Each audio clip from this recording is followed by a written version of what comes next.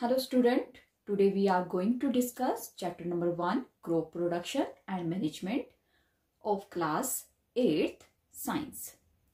Paheli and Bujho went to their uncle house during the summer vacation. Summer vacation के दौरान पहेली और बूझो अपने चाचा के घर गए. Their uncle is a farmer. उनके जो चाचा हैं वो एक किसान हैं. One day they saw some tools like the खुरपी, sickle, shovel, plow, etc. in the field. एक दिन उन्होंने कुछ एक टूल्स जो थे फील्ड में देखे, जैसे कि खुरपी, सिक्कल, सोवल, प्लो, etc. Now, बूझो, I want to know where and how we use these tools. बूझो ने कहा कि मैं देखना चाहता हूं कि हम ये टूल्स कहाँ पे यूज करते हैं. You have learned that all living organism require food. आप सबको ये पता है जितने भी ऑर्गेनिजम्स होते हैं उन सबको फूड की जरूरत होती है. Plant can make their food themself. Plant जो है अपना भोजन खुद ब खुद बना लेते हैं. Can you recall how green plant synthesise their own food. क्या आपको याद है कि प्लांट जो होते हैं वो कैसे अपना फूड सिंथेसाइज करते हैं. इफ यू रिमेंबर देन आपने छोटी क्लासेस में फोटोसिंथेसिस के बारे में पढ़ा होगा. प्लांट्स फोटोसिंथेसिस के थ्रू अपना फूड बनाते हैं. Animal including humans can not make their own food. Animals जो होते हैं इंक्लूडिंग हम ह्यूमंस अपना फूड नहीं बना पाते हैं. So where do we animal get their food from. तो एनिमल्स को उनका जो फूड है वो कहाँ से मिलता है. But first of all, why do we have to eat food. लेकिन सबसे जरूरी जो क्वेश्चन है कि हमें फूड की जरूरत क्यों पड़ती है, हमें फूड क्यों खाना पड़ता है. You already know that the energy from the food is utilised by the organism for the carrying out their various body function such as digestion, respiration and excretion. Humans body में, organisms में बहुत सारी ऐसी activities होती हैं जिसके लिए energy की जरूरत होती है, जैसे कि डाइजेशन, रेस्पिरेशन, एक्सक्रीशन है. तो उस एनर्जी को हम कहाँ से लेते हैं. हम लेते हैं अपने फूड से. We get our food from plants और एनिमल और बोथ. हमें अपना जो फूड है या तो प्लांट से मिलता है या एनिमल से मिलता है या फिर दोनों से मिलता है. Since we all need the food, how can we provide food to the large number of people in our country? बूझो ये सोच रहा है कि अगर हमें फूड की जरूरत है इंडिया जैसे कंट्री में जहां पे large number of people present है, तो उनको हम फूड कैसे प्रोवाइड कर सकते हैं. Now food has to be produce on a large scale. Simple सा आंसर है कि फूड को लार्ज स्केल पे हमें प्रोड्यूस करना पड़ेगा. In order to provide the food for a large population, regular production, proper management and distribution of the food is necessary. अगर हम लार्ज पॉपुलेशन को फूड प्रोवाइड करना चाहते हैं तो उसके लिए हमें एक रेगुलर प्रोडक्शन की जरूरत होगी, प्रॉपर मैनेजमेंट की होना जरूरी है, and the distribution of the food is necessary. और हम फूड को किस तरह डिस्ट्रीब्यूट कर रहे हैं ये भी हमें देखना पड़ेगा. First point is agriculture practice. 10,000 BC, people were nomadic. They were wandering in groups from place to place in search of food and shelter. They ate raw fruits and vegetables and start hunting for the animal for food. Later, they could cultivate land and produce rice, wheat and other food crops. Thus, we won agriculture. 10,000 BC से पहले जो लोग थे वो maximum सभी के सभी घुमंतु थे. वो एक ग्रुप में एक जगह से दूसरी जगह में घूमते रहते थे in the search of food and shelter. वो हमेशा कच्चे फ्रूट्स, वेजिटेबल्स और बाद में एनिमल्स का शिकार करते थे. Later they could cultivate the land. बाद में उन्होंने लैंड को कल्टिवेट करना शुरू किया and they produce rice, wheat and other fruit crop. तो ऐसे एग्रीकल्चर का जन्म हुआ. When plants of the same kind are grown and cultivated at one place on a large scale, it is called as crop. जब एक ही तरह की कोई प्लांट्स जो हैं एक लार्ज स्केल पर हम कहीं पे ग्रो करते हैं तो उस चीज को कहते हैं crop. For example crop of wheat. means that all the plants grown in a field are that of wheat. अगर हम एग्जाम्पल ले क्रॉप ऑफ व्हीट का, गेहूं के बार का एग्जाम्पल ले, तो एक फील्ड में हम सिर्फ गेहूं के ही प्लांट्स लगाएंगे और उसको हम कहेंगे क्रॉप, दैट इज फसल. You already know that the crop are of the different types like the cereals, vegetables and the fruit. Crop का मतलब सिर्फ फसल नहीं है, अनाज को ही पैदा करना नहीं है. उसका मतलब है डिफरेंट वेजिटेबल्स या फ्रूट्स या सीरियल्स या पल्सेस, ये सारी की सारी क्रॉप्स में ही आती हैं. These can be classified on the basis of season in which they grow. और ये सब जो है हम डिवाइड करते हैं उस सीजन पर जिसमें वो ग्रो की जाती है. India is a vast country. The climatic condition like the temperature, humidity and the rainfall vary from one region to another. Now, India जो है वो बहुत ही बड़ी कंट्री है और यहाँ पे सबसे इम्पोर्टेंट बात है कि इनका जो क्लाइमेट कंडीशंस हैं, temperature, humidity and rainfall vary करता है one region to other region. There is a variety of crop grown in different part of the country. Despite this diversity, two broad occurring patterns can be identified. These are, अब हमें पता है कि हमारे India के different parts में different varieties of crop को उगाया जाता है. अगर हम इस डाइवर्सिटी को देखें तो हम एक ब्रॉड से पैटर्न के ऊपर हम इसको आइडेंटिफाई करते हैं टू टाइप्स में. One is the kharif crop and second is the rabi crop. Now what is a kharif crop? The crop which are sown in the rainy season. Remember that ऐसी crop जो rainy season में हम उगाते हैं उसको कहते हैं kharif crop. And the rainy season in India is generally from June to September. Now paddy, maize, soybean, groundnut, coconut etcetera are the kharif crops. Rabi crops are those crops which are grown in the winter season are called the rabi crop. Remember it, that crop which grown in the winter season, that is called as the rabi crop. Their time period is generally from October to March. और इनका जो time period होता है वो अक्टूबर से मार्च तक होता है. For example rabi crops are wheat, gram, pea, mustard and linseed. Beside these, pulses and vegetables are grown during the summer at many places. और बहुत से ऐसे प्लेसेस हैं जहाँ पे हम पल्सेस और वेजिटेबल्स को भी ग्रोन करते हैं, लेकिन वो समर सीजन में होता है. बहुत सारी ऐसी क्रॉप हैं जो हम विंटर में ग्रो करते हैं, रेनी सीजन में ग्रो करते हैं एंड समर में ग्रो करते हैं. लेकिन ब्रॉडली अगर हम इसको पैटर्न को देखें तो सिर्फ हमारे पास दो ही जो मेन है आइडेंटिफाइड होते हैं और वो है kharif crop and rabi crop. Second one is the basic practice of the crop production. Why can paddy not be grown in the winter season? अब क्वेश्चंस अराइज होता है कि अगर हम पैडी को विंटर सीजन में ग्रो कर दे तो क्या होगा. Paddy require a lot of water, therefore it is grown only in the rainy season. अब पैडी को ग्रो करने के लिए क्या चाहिए होता है? पानी चाहिए होता है, बहुत ज्यादा पानी. तो अगर हम उसको समर सीजन में लगा देते हैं या विंटर में लगा देते हैं तो क्या उसे पानी मिलेगा? नहीं मिलेगा, तो वो ग्रो ही नहीं कर पाएगी. तो cultivation of the crop involves the several activity undertaken by the farmer over a period of time. अब जो कल्टीवेशन होता है किसी भी क्रॉप का, उसमें बहुत सारी एक्टिविटीज होती हैं जो एक फार्मर जो है उसको अपनाता है. You may find that these activity are similar to those carried out by a garden or even by you when you grow ornamental plant in your house. अब ये वो सारी एक्टिविटीज होती हैं जो एक गार्डनर जो है अपने गार्डन में प्लांट्स लगाता है तो वो कैरी आउट करता है. दीज एक्टिविटीज और task are referred to as agriculture practice. अब ये जो भी टास्क हैं, जो एक्टिविटीज हैं, हम उसको रेफर करते हैं एग्रीकल्चर प्रैक्टिस में. These activities are listed below. अब ये जो एक्टिविटीज हैं कौन कौन सी हैं उनकी जो लिस्ट है यहाँ पे प्रेजेंट है. First is the preparation of soil, sowing, adding manual and the fertilizer, irrigation, protecting from the weeds, harvesting, storage. These are the some points हैं जो हम एग्रीकल्चर प्रैक्टिस में यूज करते हैं. अब हम इन सभी पॉइंट को वन बाय वन जो है समझने की कोशिश करते हैं कि ये सब क्या होती हैं. Now first is the preparation of the soil. Preparation of the soil is the first step before growing a crop. किसी भी क्रॉप को उगाने से पहले हमें सबसे पहले जो स्टेप यूज करते हैं वो है preparation of the soil. That means कि सोइल को प्रिपेयर करना.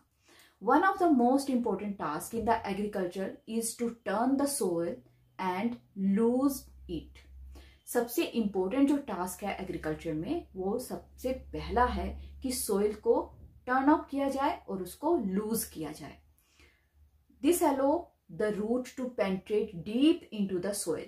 अब जितनी लूज होगी सोइल उतना ही जो प्लांट्स के रूट हैं वो डीप जा सकते हैं सोइल के अंदर. The loose soil allows the root to breathe easily even when they go deep into the soil. तो जो भी रूट्स होंगी जब वो सोइल के अंदर जा रही होंगी तो वो डीपली जो है ब्रीथ कर सकती हैं. Why does the loosening of the soil allow the root to breathe easily. अब जो सोइल की लूजनिंग की है हमने तो उससे इजिली जो है रूट्स ब्रीथ कर पाते हैं. तो ऐसा क्यों होता है? Now the लूजन soil help in growth of the earthworm and the microbe present in the soil. जितनी लूज सोइल होगी उतनी ही वो हेल्प करेगी अर्थवर्म और माइक्रोब्स को ग्रो अप करने के लिए. These organisms are friend of farmer since they further turn and loosen the soil and add humus to it. ये जितने भी ऑर्गेनिजम्स होते हैं, अर्थवर्म हो गए, माइक्रोब्स हो गए, वो फ्रेंड होते हैं फार्मर के. ये क्या करते हैं? ये मिट्टी को, ये सोइल को टर्न अप करते हैं, लूज करते हैं और साथ में ह्यूमस को ऐड करते हैं. But why does the soil need to be turned and loose? अब क्वेश्चन अराइज होता है कि जरूरत ही क्या पड़ गई सोइल को टर्न अप करना या लूज करना. We have learned in the previous classes. आपने प्रीवियस क्लासेस में पढ़ा होगा soil contain minerals, water, air and some living organism. जब आपने सोइल का स्ट्रक्चर पढ़ा होगा तो आपने उसमें पढ़ा है कि सोइल में मिनरल्स होते हैं, वाटर होता है, एयर होती है और कुछ लिविंग ऑर्गेनिज्म भी प्रेजेंट होते हैं. In addition dead plants, animals get decomposed by soil organism. और इसके साथ में जो भी डेड प्लांट्स हैं या एनिमल्स हैं वो डिकम्पोज्ड हो जाते हैं सोइल में by the mean of the these organism. In this way nutrients held in the dead organism are released back into the soil. तो इसकी वजह से क्या होता है कि वो जो डेड प्लांट्स थे या एनिमल्स थे उनमें से जो न्यूट्रिएंट्स निकलते हैं वो वापस फिर से सोइल में मिक्स हो जाते हैं. These nutrients are again absorb by plant. और ये न्यूट्रिएंट्स जो हैं फिर से प्लांट्स जो है एब्सॉर्ब कर लेते हैं. Since only a few centimetre of the top layer of the soil support that plant growth, turning and the losing of the soil bring the nutrient rich soil to the top so that plant can use these nutrient. अब ये जो layer होती है few centimetre तक ही present होती है जिसमें कि प्लांट ग्रो अप कर सकता है. तो जब हम सोइल को टर्न अप करते हैं एंड लूज अप करते हैं तो ये न्यूट्रिएंट्स जो है टॉप लेयर पे आ जाती है. इसलिए प्लांट जो है इजिली से उन न्यूट्रिएंट्स को ले सकते हैं. Thus, the turning and losing of the soil is very important for cultivation of the crop. अब जो कल्टीवेशन कर रहे हैं हम क्रॉप की उसके लिए टर्निंग और लूजिंग ऑफ द सोइल जो है वो बहुत इंपॉर्टेंट है. The process of losing and turning of the soil is called the tilling और पॉइलिंग. ना अब ये जो प्रोसेस है जिसमें कि हम सोइल को लूज कर रहे हैं, टर्न अप कर रहे हैं, उसको कहते हैं टिलिंग या फिर ploughing. This is done by using a plough. अब ये होता किससे है? That is done by the plough. Plough are made of wood or iron. If the soil is very dry it may need watering before ploughing. अब जो प्लो होता है वो वुड और आयरन से मिलकर बना होता है. If the soil is very dry, अगर जो मिट्टी है बहुत ही ड्राई है तो हमें प्लोइंग करने से पहले वाटर देना पड़ता है. The plowed field may have big piece of the soil that is called as the cramps. Plowed field है उसमें बहुत बड़े बड़े पीसेस होते हैं सोइल के, उसको हम कहते हैं cramp. It is necessary to break these cramp with a plank. Now in cramps को हमें planks की हेल्प से तोड़ना पड़ता है. The field is leveled for sowing as well as for irrigation purpose. उसके बाद जो है हमें उसे leveled करना पड़ता है with the help of a leveler. Sometimes manure is added to the soil before tilling. This help in proper mixing of the manure with the soil. The soil is watered before sowing. Some time ऐसा होता है कि हमें खाद को भी soil में mix up करना पड़ता है बिफोर टिलिंग, मतलब टिलिंग करने से पहले हमें उसमें थोड़ा सा मैन्युअल जो है यूज करना पड़ता है ताकि वो इजिली जो है सोइल में मिक्सअप हो सके जब हम प्लोइंग शुरू करेंगे। Agriculture implements. Before sowing the seed, it is necessary to break soil to the size of the grain to get the better yield. Seed की सोइंग करने से पहले ये जरूरी है कि जो सोइल है उसका साइज जो है ग्रेन के साइज के बराबर हो सके ताकि हमें अच्छी यील्ड मिल सके, हमें अच्छा उत्पादन मिल सके। This is done with the help of the various tools. अब ये जो चीज है वो होती है कुछ एक टूल्स के साथ। The main tools use for this purpose are plough, hoe and cultivator. अब मेन जो टूल्स है इसके लिए हम जो यूज करते हैं वो है plough, hoe and cultivator. Plough, this is being used since the ancient time for tilling the soil, adding the fertilizer to the crop, removing the weeds, scraping of the soil, etc. जो प्लो है हम बहुत ही ancient time से हम इसको use कर रहे हैं, ठीक है। इसका जो काम होता है वो सोइल को टिलिंग करना है, एडिंग करना है फर्टिलाइजर को, या फिर बीड्स को रिमूव करना है, या जो भी सोइल की स्क्रैपिंग पार्ट है उसको रिमूव करना है, उन सब चीजों में हम इसका यूज करते हैं। This implement is made of would and it is drawn by a pair of bulls or other animals like horse and camel. ये जो इम्प्लीमेंट होता है, ये जो औजार है, ये जो टूल है वो वुड से बना होता है और इसको खींचा जाता है एनिमल्स की हेल्प के थ्रू, जैसे कि बुल्स हो गए, पेयर ऑफ बुल्स हो गया, या हॉर्स हो गए, या कैमल्स हो गए। Now it contained a strong triangle iron strip that is called as a ploughshare. इसमें जो है एक स्ट्रॉन्ग ट्राइंगल आयरन स्ट्रिप लगी होती है जिसको हम कहते हैं ploughshare. The main part of the plough is a long log of the board which is called as a plough shaft. Now इसका जो मेन पार्ट होता है वो एक लंबा सा डंडा होता है जो लकड़ी का बना होता है जिसको हम कहते हैं plough shaft, and there is a handle at one end of the shaft. The other end is attached to a beam which is placed on the bull's neck. अब इसमें एक हैंडल जो है एक एंड पर प्रेजेंट होता है और शाफ्ट का जो दूसरा एंड होता है वो एक बीम बनाता है जो बुल्स के नेक पर रखा होता है। One pair of the bulls and a man can easily operate the plow. One pair of bulls और एक आदमी जो है बड़े इजीली से इसको ऑपरेट कर सकते हैं। The wooden plough is increasingly being replaced by the iron plough nowadays. लेकिन आजकल क्या है कि वुडन जो है वो रिप्लेस हो रहा है by mean of the iron plough से। Here is the structure of the plough.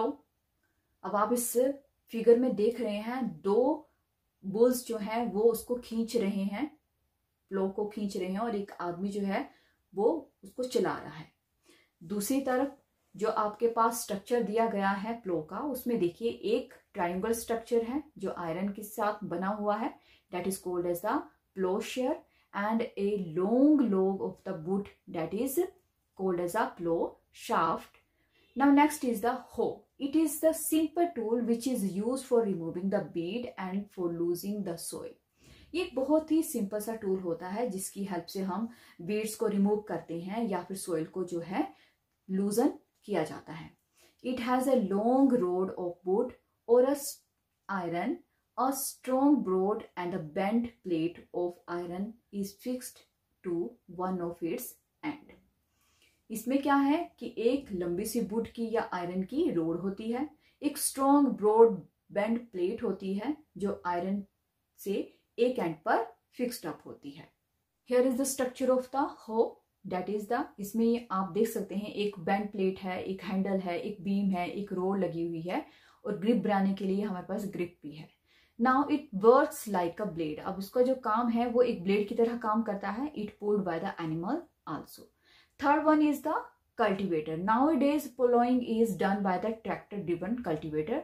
The use of the cultivator saved labor and time. Tractor driven cultivator use कर रहे हैं, और इन कल्टीवेटर से क्या हो रहा है, it save our labour and time. This is all about the preparation of the soil. Second point is the sowing. Sowing is the most important part of the crop production. Crop production का सबसे important part जो है वो sowing है। अगर हम seed को सो ही नहीं करेंगे तो हमारे पास क्रॉप कहाँ से आएगी। Before sowing good quality seeds are selected. लेकिन सोइंग करने से पहले हमें सबसे पहले सिलेक्ट करना पड़ता है जो सीड्स हमारे पास आए हैं क्या वो गुड क्वालिटीज के हैं। Good quality seed are clean and healthy seed of a good variety. जो भी गुड क्वालिटी के सीड्स होते हैं अगर वो क्लीन है और हेल्दी हैं तो हमें एक अच्छी फसल मिलती है, अच्छी क्रॉप मिलती है। Farmer prefer to use the seed which give a high yield. Farmer हमेशा वही सीड्स को प्रेफर करते हैं जिससे कि हमें काफी अच्छी हाई यील्ड जो है वो मिल सके। Now selection of the seed. हमें ये पता चल गया कि हमें अच्छे क्वालिटी के सीड चाहिए, लेकिन उनकी सिलेक्शन कैसे हो। One day I saw my mother put some gram seed in a vessel and pour some water on them. After a few minutes, some seeds started to float on the top. I wonder why some seed float on the water. This is an activity जो हम घर पे भी कर सकते हैं। Take a beaker and fill half of it with the water. आपने एक बीकर लेना है और उसमें जो है पानी डालना है। Put a handful of the wheat seed and stir well. Wait for some time. कुछ एक जो wheat के seeds हैं उसको में डालो और थोड़ी देर के लिए उसको हिलाओ और कुछ टाइम के लिए वेट करो। Are there seeds which float on water? क्या वहां पे कुछ एक ऐसे सीड्स हैं जो पानी में फ्लोट कर रहे हैं। Would those be lighter or the heavier than those which sink? क्या वो लाइटर हैं या हैवियर हैं जो सिंक कर गए थे। Why would they be lighter? तो वो लाइटर क्यों हैं? क्योंकि वो तैर रहे हैं, नेचुरल बात है तो लाइटर ही होंगे। Damaged seed become hollow and are thus lighter. अब सिंपल सा इसका आंसर है वो ये है कि जो डैमेज सीड होते हैं वो अंदर से खोखले हो जाते हैं, इसलिए वो लाइटर होते हैं और इजिली जो है वाटर पे फ्लोट कर जाते हैं। This is a good method for separating good healthy seed from the damaged one. ये सबसे अच्छा मेथड है जिससे हम क्या कर सकते हैं कि जो हेल्दी सीड्स हैं उसको डैमेज सीड से अलग कर सकते हैं। Before sowing one of the important task is to know about the tool used for sowing seed. लेकिन इससे पहले कि हम बोना शुरू कर दें हमें एक और टूल के बारे में जानना जरूरी है और वो जो टूल है वो यूज होता है सीड को सो करने में। This is the traditional tool. ये क्या है? एक ट्रेडिशनल टूल है। The tool use traditional for sowing the seed is shaped like a funnel. The seed are filled into the funnel, passed down through 2 or 3 pipes having sharp ends. Now, ये जो traditional tool था जो काफी time से हम सभी use करते आ रहे हैं, उस टूल में क्या होता है कि उसमें एक फनल होती है जिसमें हम सीड्स को भर देते हैं। जब सीड उसमें भर जाते हैं तो वो धीरे धीरे नीचे पास आउट होना शुरू हो जाते हैं by the mean of the 2 और 3 पाइप्स। और जो पाइप्स होते हैं उसके जो एंड होते हैं काफी शार्प होते हैं और वो प्रेसिस करते जाते हैं सोइल में और सीड को वहां पे प्लेस करते जाते हैं। जैसे कि आप इस फिगर में देख रहे हैं, ये फनल लाइक स्ट्रक्चर है जिसको सीड से भर दिया गया है और ये पाइप जो है वो बिल्कुल नीचे सोइल में जा रही है और धीरे धीरे जो है वहां पे सीड को सो करती जा रही है। This is the traditional method of the sowing. वो मेथड तो ट्रेडिशनल टूल का था, लेकिन अब जो हम यूज करते हैं वो है सीड ड्रिल। आप इस फिगर में देख रहे हैं कि ये है एक सीड ड्रिल। सीड ड्रिल में क्या होता है? The seed drill is use for sowing with the help of the tractor. Now seed drill से हम कैसे सो करते हैं सीड्स को? पहली सबसे बड़ी बात है कि ये ट्रैक्टर्स की हेल्प से हम इसको यूज करते हैं। This tool so the seed uniformly at the proper distance and the depth।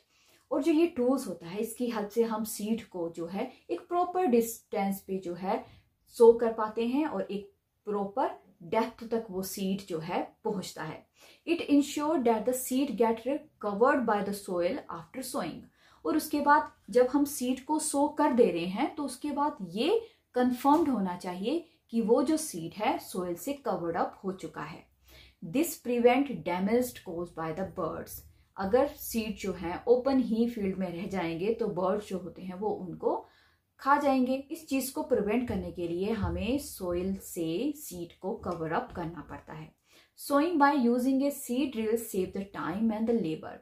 अगर हम सोइंग जो है सीड ड्रिल की हेल्प से कर रहे हैं तो ये हमारा बहुत सा टाइम और लेबर को जो है बचाता है। There is a nursery near my school. I found that little plants were kept in small bags. Why are they kept like this? मेरे घर के नजदीक एक नर्सरी है और मैंने बड़ी बार वहां पे देखा है कि कुछ एक स्मॉल जो प्लांट्स होते हैं उनको बैग्स में रखा जाता है। ऐसा क्यों होता है? नाउ पहेली इसका आंसर दे रही है, seed of the few plants such as the paddy are first grown in a nursery. कुछ एक ऐसे प्लांट्स होते हैं जिनकी सीड्स को हम नर्सरी में उगाते हैं, जैसे कि paddy. When they grow into the plantlets they are transplant in the field manually. जब वो छोटे से प्लांटलेट्स बन जाते हैं तो हम उनको मैनुअली ट्रांसफर कर देते हैं फील्ड में। Forest plant and flowering plant are also grown in the nursery. कुछ एक फॉरेस्ट प्लांट होते हैं और कुछ एक फ्लावरिंग प्लांट्स होते हैं जिनको भी हम नर्सरी में ग्रो करते हैं।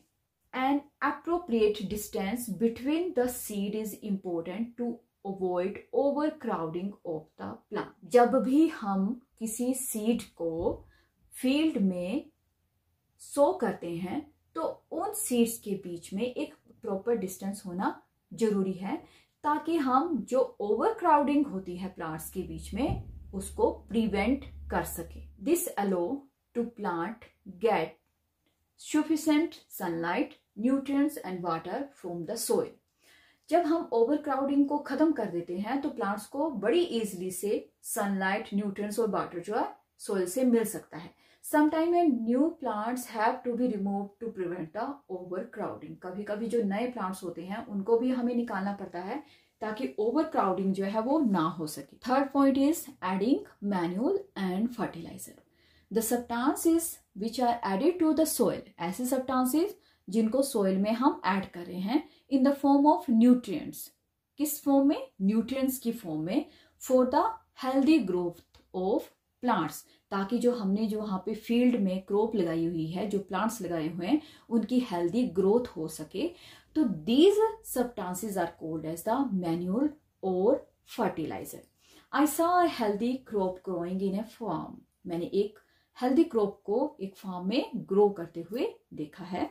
In the neighbouring farm the plants are weak. लेकिन उसी के साथ में जो एक दूसरा नेबरिंग फार्म था उसमें जो प्लांट्स थे वो काफी वीक थे। Why do some plants grow better than other? तो कुछ एक प्लांट जो है दूसरों से काफी अच्छे जो है उगते हैं, ऐसा क्यों होता है? Now, soil supply the minerals, nutrient to the crop. These nutrients are essential for the growth of plant. In certain areas, farmers grow crop after crop in the same field. The field is never left uncultivated or fallow. Imagine what happened to the nutrient. Soil supply minerals. जो soil होती है वो supply करती है minerals to the crop. Minerals जो होते हैं, जो nutrients होते हैं, वो कहाँ पे present होते हैं? soil में present होते हैं। अब soil जो है वही crop को देगी। These nutrients are essential. और ये जो nutrients होते हैं या जो minerals होते हैं वो plant की growth के लिए बहुत ज्यादा जरूरी होते हैं। लेकिन कुछ एक एरिया में क्या होता है कि जो फार्मर है एक ही जगह पे क्रॉप को ग्रो करते रहते हैं। The field is never left uncultivated. और जो फील्ड है कुछ टाइम के लिए भी अनकल्टिवेटेड नहीं रह पाती है। तो सोचिए उन न्यूट्रिएंट्स के साथ क्या होगा। Now continuous growing of the crop make the soil poor in the certain nutrients. अब जो कंटिन्यूसली ग्रोइंग हम कर रहे हैं, बार बार क्रॉप को उगाए जा रहे हैं, एक के बाद दूसरी, दूसरे के बाद तीसरी, तो क्या हो रहा है वहां पे जो कुछ एक पर्टिकुलर न्यूट्रिएंट्स होंगे सोइल में जो प्रेजेंट होंगे वो कम होते जाएंगे, धीरे धीरे खत्म होते जाएंगे। Therefore farmer have to add the manual to the field to replenish the soil with the nutrient. तो फार्मर को क्या करना चाहिए कि उसे कुछ एक खाद वगैरह जो मैन्यूअल वगैरह है फील्ड में डालनी चाहिए, ताकि जो सोइल में न्यूट्रिएंट्स है वो फिर से उसकी आपूर्ति हो सके। This process is called the manuring and improper or the insufficient manure result in the weak plant. और इस प्रोसेस को कहते हैं हम मैन्युअल खाद देना। और अगर जो हम इम्प्रॉपर दे रहे हैं, प्रॉपर वे में नहीं दे रहे हैं और कम दे रहे हैं, मैन्युअल जो है वो कम जा रहा है, तो उस रिजल्ट में हमारे पास जो प्लांट आएंगे वो वीक होंगे। Manual is a organic substance obtain from the decomposition of the plant और एनिमल वेस्टेज। जो मैन्युअल होता है वो ऑर्गेनिक सब्सटेंस होता है जिसे हम ऑब्टेन करते हैं by the mean of the decomposition of plant और एनिमल वेस्टेज। फार्मर इसके लिए क्या करता है?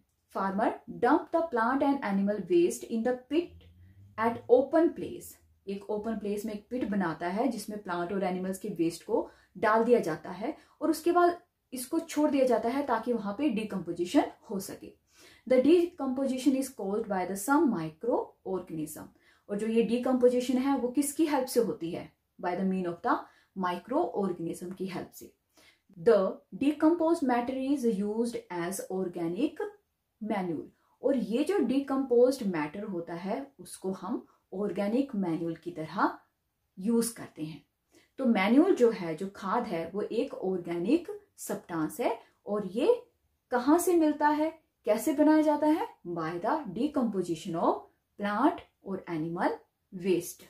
You have already learned about vermicomposting in class 6th. Activity 1.2. Take mung or gram seeds and germinate them. Select 3 equal sized seedling out of these. Activity 1.2 में हमने मूंग और चने के सीड्स जो हैं वो जर्मिनेट करने हैं। उसके बाद सेम साइज के सीडलिंग को हमने 3 सीडलिंग को सिलेक्ट करना है। नाउ टेक 3 एम्प्टी ग्लासेस और सिमिलर वेसल्स। उसके बाद 3 एम्प्टी ग्लासेस लीजिए या सिमिलर वेसल्स लीजिए एंड मार्क देम ABC और उनको ABC मार्क अप करना है। To glass A add the little amount of the soil mixed with a little cow dung manure. जो हमने ग्लास A मार्क किया हुआ है उसमें हम सॉइल के साथ काउ डंक डालेंगे as a manure. In glass B हम जो है उसमें पुट करेंगे same amount of the soil mixed with a little urea. वहां पे हम काउ डंक की जगह यूरिया का यूज करेंगे। Take the same amount of soil in a glass C और वही उतना ही सेम अमाउंट का सॉइल लेकर ग्लास C में भी डाल देंगे, लेकिन इस बार हम उसमें ना तो मैन्यूल यूज करेंगे और ना ही कोई भी यूरिया यूज करेंगे। Now pour the same amount of water in each glass. उसके बाद सेम अमाउंट का वाटर जो है सब में डालना है and the plant the seedling in them. और जो सीडलिंग होगी वो उसमें हमने प्लांट कर देनी है। Keep them in a safe place and water them daily. उसके बाद हमने उनको सेफ प्लेस पे रखना है और उनको डेली हमने पानी देना है। After 7 to 10 days observe their growth. Did all the plants in the glass grow at the same pace? जितने भी हमने प्लांट्स लगाए हैं इन ग्लासेस में, क्या उनकी जो ग्रोथ थी वो सेम हो रही थी? Which glass showed better growth of plant? कौन सा ग्लास था जिसमें प्लांट्स की ग्रोथ जो थी वो अच्छी थी? In which glass was the growth fastest? और सबसे ज्यादा ग्रोथ जो थी प्लांट्स की वो किस ग्लास में थी? नाउ इस एक्टिविटी में हमें पता है कि जो ग्लास B है जिसमें हम फर्टिलाइजर यूज कर रहे हैं वहां पे ग्रोथ जो है वो फास्ट होगी। Now what are the fertilizer? Fertilizer are the chemical substances which are rich in a particular nutrients. Fertilizer जो होते हैं वो केमिकल सब्सटेंसेस होते हैं जो कि एक पर्टिकुलर न्यूट्रिएंट्स में रिच होते हैं। How are these different from the manures? अब ये फर्टिलाइजर जो होते हैं मैन्यूल से कैसे डिफरेंट होते हैं? Fertilizer are produce in the factories. Fertilizer को फैक्ट्रीज में प्रोड्यूस किया जाता है एज कंपेयर टू मैन्यूल, क्योंकि मैन्यूल हम कहाँ पे बना रहे थे? That is the by mean of the decomposition in the field. Some example of the fertiliser are urea, ammonium sulphate, super phosphate, potash, NPK, nitrogen, phosphorus and potassium. कुछ एक example यहाँ पे फर्टिलाइजर के दिए हुए हैं, ये आपने लर्न कर लेनी है। The use of the fertilizer has helped farmer to get better yield. जो भी हम फर्टिलाइजर यूज करते हैं, जो फार्मर्स होते हैं उनके लिए ये हेल्पफुल होते हैं क्योंकि बेटर ईल्ड जो है हमें उस क्रॉप की मिल जाती है। But the excessive use of fertilizer has made the soil less fertile. लेकिन जब हम ज़्यादा एक्सेसिव यूज करते हैं इन फर्टिलाइजर का तो हमारी जो सोयल होती है लेस फर्टाइल हो जाती है। Fertilizer have also become a source of the water pollution. इसीलिए अगर हम चाहते हैं कि हमारी सोयल की जो फर्टिलिटी है वो मेंटेन रहे तो हमें फर्टिलाइजर को सब्स्टिट्यूट कर देना चाहिए by the mean of the organic manual से, और अपने फील्ड को अनकल्टिवेटेड भी रखना चाहिए। The use of the manual improve soil texture as well as its water retaining capacity. जब हम मैन्यूल को यूज करते हैं तो उसकी वजह से सोयल का जो टेक्सचर है वो इम्प्रूव होता है, उसकी वाटर होल्डिंग कैपेसिटी भी इम्प्रूव होती है। It replenishes the soil with all the nutrients. Another method of replenishing the soil with the nutrient is through crop rotation. और जो दूसरा मेथड है जिससे हम सोयल को इनरिच कर सकते हैं न्यूट्रिएंट्स में वो है crop rotation. This can be done by growing the different crops alternately. और जो क्रॉप रोटेशन है वो कैसे होता है? Bye growing different crop alternately. Earlier farmer in the northern India used to grow legume as a fodder in one season and wheat in the next season. कुछ समय पहले नॉर्थन इंडिया में जो फार्मर थे वो लेग्यूम्स को grow करते थे अपने फील्ड में एज ए फोडर। एक सीजन में वो लेग्यूम्स को ग्रो करते थे और दूसरे सीजन में वो व्हीट को ग्रो करते थे। This help in the replacement of the soil with nitrogen. Farmers are being encouraged to adopt this practice. In the previous classes, you have learned about the rhizobium bacteria. Classes में आपने rhizobium bacteria के बारे में पढ़ा होगा. These are present in the nodes of the roots of the leguminous plant. और ये जो बैक्टीरिया होता है वो प्रेजेंट होता है लेगुमिनस प्लांट्स की रूट्स के नोड में। They fix the atmospheric nitrogen. और in this table, we will differentiate between fertilizer and manure. Fertilizer. A fertilizer is an inorganic salt. जो fertilizer होता है वो inorganic salt होता है। अब inorganic क्या होता है? Inorganic वो substances होते हैं जो हमें non living things से मिलते हैं। While as the manure is a natural substance obtained by the decomposition of the cattle dung, human waste and plant residue. जबकि जो मैन्यूल है वो एक तरह से ऑर्गेनिक सब्सटेंस होता है, नेचुरल सब्सटेंस होता है, और हमें कैसे मिलता है वो? By the decomposition of the cattle dung, human waste and plant residues. A fertiliser is prepared in the factories. Fertiliser जो होते हैं वो फैक्ट्रीज में बनाए जाते हैं। Manure can be prepared in the field, जबकि मैन्यूल जो है फील्ड में बनाए जा सकते हैं। A fertilizer does not provide any humus to the soil. जो फर्टिलाइजर है वो किसी भी तरह का ह्यूमस नहीं प्रोवाइड करता है, जबकि manure provides a lot of humus to the soil. जबकि मैन्यूल जो है बहुत सारा ह्यूमस जो है सोइल को प्रोवाइड करता है। Fertiliser are very rich in the plant nutrients like the nitrogen, phosphorus and potassium. जो फर्टिलाइजर होते हैं एक पर्टिकुलर न्यूट्रिएंट्स में रिच होते हैं, जैसे कि नाइट्रोजन हो गया, फॉस्फोरस या potassium. Manual is relatively less rich in plant nutrient, जबकि जो मैन्यूल होता है उसमें जो प्लांट न्यूट्रिएंट्स होते हैं उनकी जो क्वांटिटी होती है वो कम होती है। Table 1.1 gives the difference between a fertilizer and manure. Now advantage of the manure. Manual की advantages क्या हैं? The organic manure is considered better than the fertilizer. This is because अब हम organic manure को fertilizer से better मानते हैं। क्यों? It enhance the water holding capacity of the soil. सबसे बड़ी बात है कि water holding capacity जो है soil की वो manure जो है बढ़ा देता है। It make the soil porous due to which exchange of gases become easy. Manure की वजह से जो soil होती है उसको ये porous बना देता है, जिसकी वजह से जो गैसेस का एक्सचेंज है वो इजीली होता है। It increase the number of the friendly microbes, और जो फ्रेंडली माइक्रोब्स हैं उनकी जो संख्या है उसको इंक्रीज करता है। It improves the texture of the soil, और ये साथ में सोइल का जो टेक्सचर है उसको भी इम्प्रूव करता है। Next point is irrigation. All living beings need water to live. सभी लिविंग बींग्स को पानी की जरूरत पड़ती है।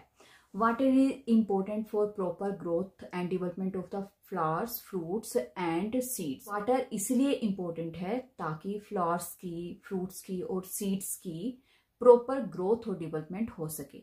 Water is absorbed by the plant roots. Water जो है प्लांट्स रूट्स एब्जॉर्ब करते हैं। Along with the water minerals and the fertiliser are also absorb. जब प्लांट्स वाटर को एब्जॉर्ब कर रहे होते हैं उसके साथ साथ वो मिनरल्स, फर्टिलाइजर को भी एब्जॉर्ब करते हैं। Plant content nearly 90% water. जो प्लांट्स होते हैं उसमें 90% जो है वाटर प्रेजेंट होता है। Water is essential because germination of the seed does not take place under dry condition.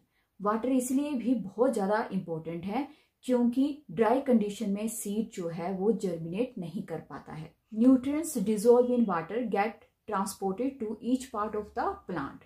और जो वाटर में डिजोल्व होते हैं जो न्यूट्रिएंट्स, वो प्लांट के हर एक पार्ट तक पहुंचते हैं। Water also protect the crop from both the frost and the hot air currents. पानी जो है वो क्रॉप को फ्रोस्ट और हॉट एयर करंट से भी बचाता है। To maintain the moisture of the soil for healthy crop growth. इसलिए अगर हम चाहते हैं कि हमारी क्रॉप जो है वो हेल्दी ग्रो करे तो सॉइल के मॉइस्चर को मेंटेन करना पड़ता है।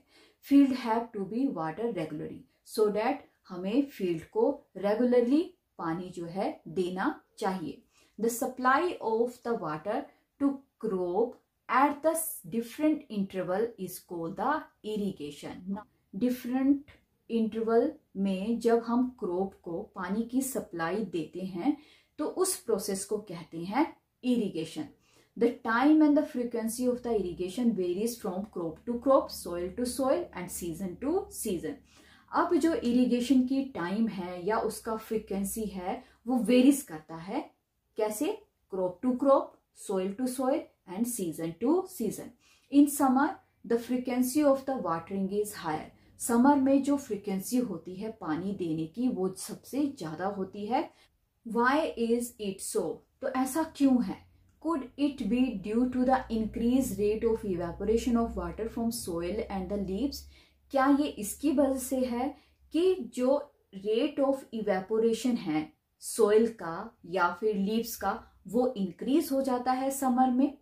Now source of irrigation. अब सोर्स ऑफ इरिगेशन क्या क्या है? The source of irrigation are wells, tubewells, ponds, lake, rivers, dam and canals. Traditional methods of the irrigation. The water available in the wells, lakes and canal is lifted up by the different method of the different regions for taking it to the fields. Now जो traditional method है irrigation के उसमें क्या होता है कि जो Wales में, लेक्स में या कैनल में पानी प्रेजेंट होता है उस पानी को लिफ्ट अप किया जाता है डिफरेंट मेथड से जो भी उस रीजन में हम यूज कर सकते हैं। ठीक है। कैटल और human labour is used in this method. इन मेथड्स में कैटल और ह्यूमन लेबर जो है वो यूज की जाती थी। So these methods are cheaper and less efficient. जो मेथड थे वो काफी सस्ते थे लेकिन लेस एफिशिएंट थे। The various traditional way are, first is moat, pulley system, chain pump, dhekli and rahat. Pump are commonly used for lifting water. जो पंप्स होते थे यूजली हम वाटर को लिफ्ट करने। Diesel, biogas, electricity and solar energy is used to run these pump. और इन pumps को चलाने के लिए जो है डीजल या बायोगैस या इलेक्ट्रिसिटी या फिर सोलर एनर्जी को यूज किया जाता है। These are the some traditional method. Now the modern method of the first is the sprinkle system. This system is more useful on the uneven land where the sufficient water is not available. जो modern method है irrigation में उसमें जो है main method जो है वो first है स्प्रिंकल सिस्टम। स्प्रिंकल सिस्टम में क्या होता है कि अनइवन लैंड है और वहां पे जो वाटर है वो सफिशिएंट लेवल तक नहीं है। जो मेन पाइपलाइन होती है उसके साथ हम एक परपेंडिकुलर पाइप को अटैच कर देते हैं और उसके ऊपर जो है एक रोटेटिंग नोजल जो है लगा दिया जाता है। When water is allowed to flow through the main pipe under the pressure with the help of pump, it escape from the rotating nozzle। और जब हम पानी को मेन पाइप से प्रेशर के साथ पंप आउट करते हैं तो ये रोटेटिंग नोजल से होता हुआ एस्केप करता है। It gets sprinkle on the crop as if it is raining. और जो पानी होता है क्रोप के ऊपर स्प्रिंकल होना शुरू कर देता है, ऐसा लगता है जैसे कि वहां पे बारिश हो रही है। Sprinkle is very useful for Sandy soil. और जो स्प्रिंकल सिस्टम है वो सैंडी सोइल के लिए बहुत ही इंपॉर्टेंट है।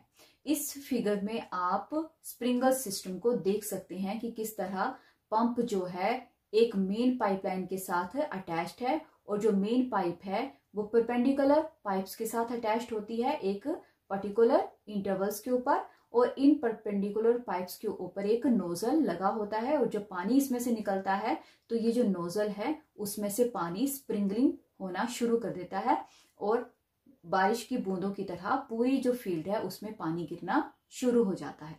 नाउ जो सेकंड सिस्टम है that is the drip system. In this system the water fall drop by drop just at the position of the root. जो सेकंड सिस्टम है वो है drip system. In this system the water falls drop by drop just at the position of the root, so it is called the drip system. अब drip system में क्या हो रहा है कि जो पानी है वो बिल्कुल रूट की पोजीशन पर बूंद बूंद करके गिरता रहता है, so it is called as the drip system. इसलिए हम इस सिस्टम को ड्रिप सिस्टम कहते हैं। It is the best technique for watering fruit plants, gardens and trees. और ये सबसे बेस्ट तकनीक है जिसमें हम जो फ्रूट्स प्लांट हैं या गार्डनर हैं या फिर जो ट्रीज हैं उनको हम इजिली जो है इस सिस्टम से पानी दे सकते हैं। The system provide water to the plant drop by drop. और इस सिस्टम में हम प्लांट को ड्रॉप बाय ड्रॉप सिस्टम से पानी दे सकते हैं। Water is not wasted at all. It is born in the region where the availability of the water is poor. और इस सिस्टम में पानी की एक भी बूंद जो है वो बर्बाद नहीं होती है। Next point is protection from the weeds. Boojho and Paheli went to a nearby wheat field and saw that there were some other plant in the field. Have these other plant been planted purposely? Now protection from the bees. बुझो और पहेली जो है साथ वाले field पे गए जहाँ पे कि गेहूं जो थी लगी हुई थी। उन्होंने देखा गेहूं के साथ कुछ और जो प्लांट्स थे वो वहां पे उगे हुए थे। In a field, many other undesirable plants may grow naturally along with the crop. These undesirable plants are called weeds. Field में नेचुरली कुछ अनडिजायरेबल प्लांट्स जो है हमारी क्रॉप के साथ उग जाते हैं और इन अनडिजायरेबल प्लांट्स को हम कहते हैं beads. The removal of Beed is called the weeding, and weeding is necessary since weed compete with the crop plants for water, nutrients, space and light. Removal of Beed, अगर हम इन बीड्स को रिमूव कर रहे हैं तो उस प्रोसेस को कहते हैं वीडिंग। और वीडिंग जो है बहुत ही जरूरी होती है, नहीं तो जो बीड्स होते हैं वो हमारी क्रॉप प्लांट के साथ वाटर के लिए, न्यूट्रिएंट्स के लिए, स्पेस के लिए और लाइट के लिए compete करते हैं। Thus they affect the growth of the crop, और उसकी वजह से जो है हमारी जो क्रॉप की ग्रोथ होती है उसको अफेक्ट होता है। Some weeds interfere even in the harvesting and may be poisonous for animal and the human beings. कुछ एक जो है बीड जो होते हैं वो पॉइजनस भी हो सकते हैं एनिमल्स के लिए और ह्यूमन बींग्स के लिए। Farmer adopt many ways to remove weed and control their growth. जो फार्मर्स होते हैं वीड्स को रिमूव करने के लिए और उनकी ग्रोथ को कंट्रोल करने के लिए बहुत सारे वेज जो हैं अपनाते हैं, जैसे कि टिलिंग हो गया।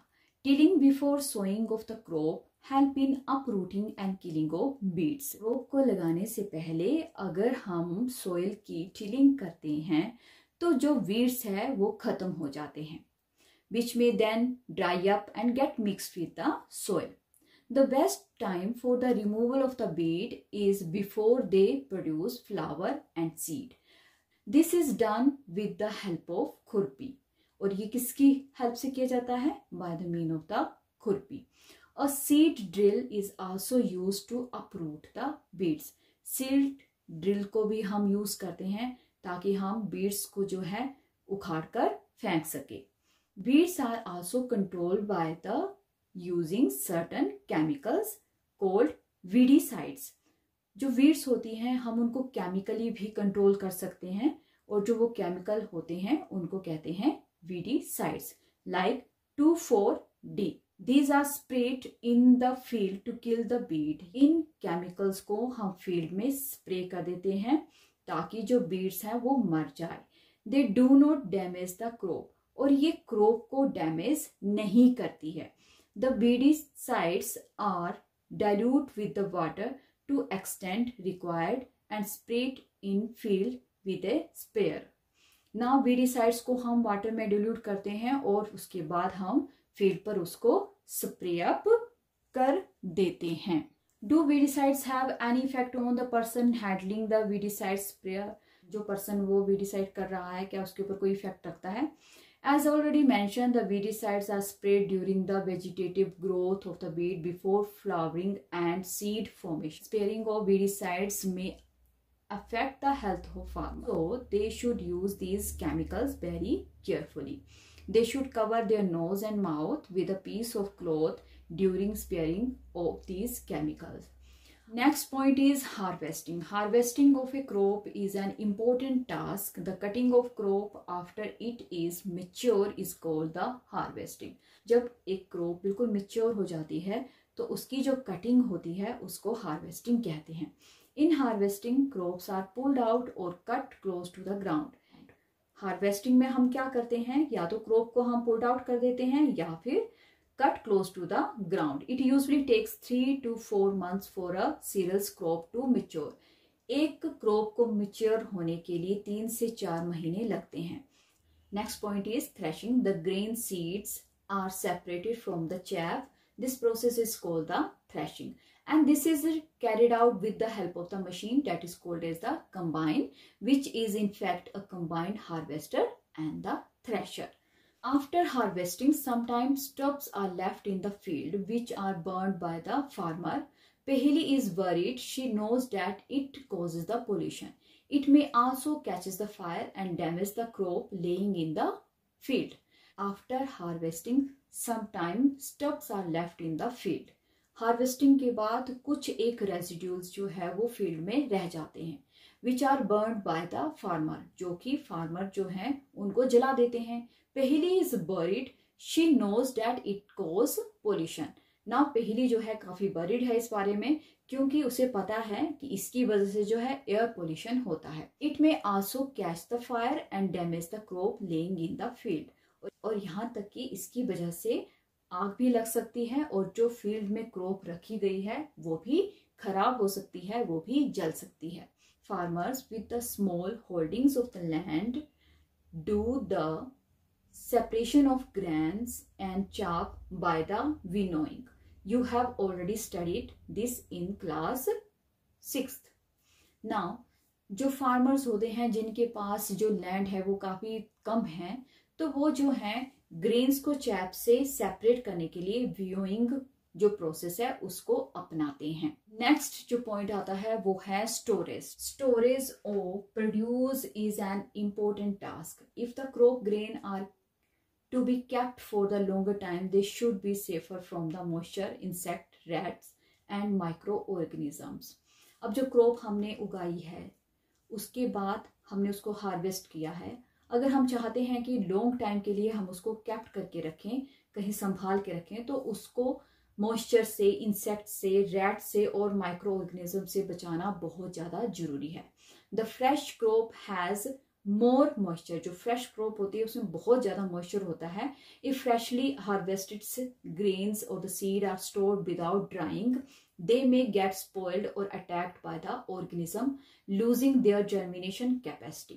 अगर फ्रेशली हार्वेस्ट जो भी ग्रेन्स होते हैं हम उनको बिना सुखाए ही स्टोर कर दें तो वो बड़ी जल्दी खराब हो जाते हैं और उस पे जो है ऑर्गेनिज्म का अटैक बड़ी इजीली हो जाता है और वो अपनी जर्मिनेशन पावर को, अपनी कैपेसिटी को खो देते हैं। Hence, before storing them, the greens are properly dried in sun to reduce the moisture in them. इससे पहले कि हम उन ग्रेन्स को स्टोर करें हमें प्रॉपरली उसको सनलाइट में सुखाना पड़ता है ताकि उसका जो मॉइस्चर कंटेंट है वो रिड्यूस किया जा सके। This prevent the attack by the insect, pets, bacteria and fungus. और जब वो ड्राई हो जाते हैं तो उसी वजह से जो अटैक होता है इंसेक्ट का, पेट्स का, बैक्टीरिया का या फंगस का, वो थोड़ा सा कम हो जाता है।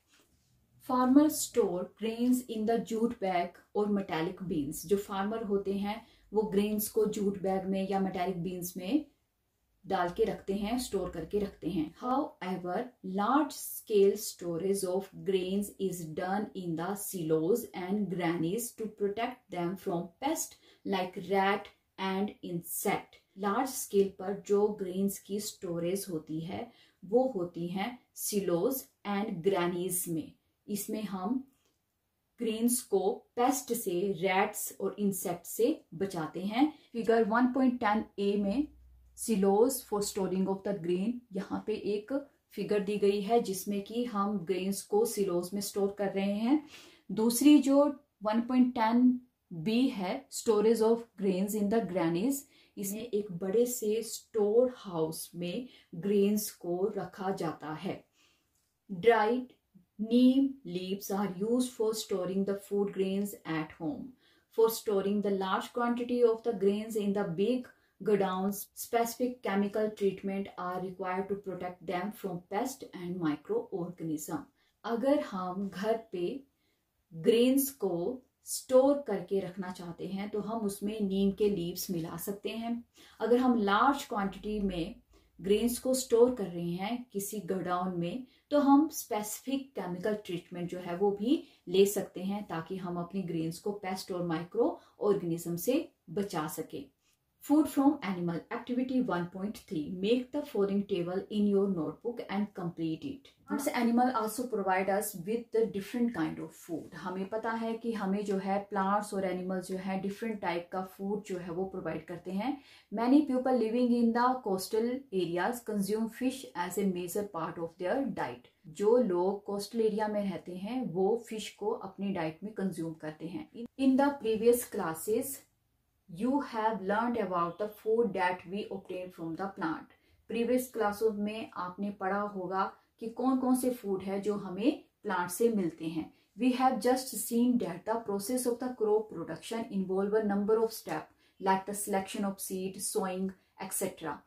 अभी तक हमने इस चैप्टर में जो भी पढ़ा है उसमें हमने देखा है कि क्रॉप प्रोडक्शन के लिए बहुत सारे स्टेप जो है वो इन्वॉल्व होते हैं, जैसे कि सीड की सिलेक्शन, उसकी sowing. Now, similarly, animals reared at home or in a farm have to be provided with the proper food, shelter and care. उसी तरह अगर हम एनिमल को रेयर कर रहे हैं, उसको पाल रहे हैं अपने घर पर या अपने फार्म में, तो उनको भी प्रॉपर फूड मिलना चाहिए, उनको प्रॉपर शेल्टर और उनकी प्रॉपर देखभाल भी होनी चाहिए। When this is done on a large scale, it is called the animal husbandry. और जब हम जो भी एनिमल्स की रेयरिंग है एक लार्ज स्केल पे करते हैं तो उस प्रोसेस को कहते हैं एनिमल हस्बेंड्री।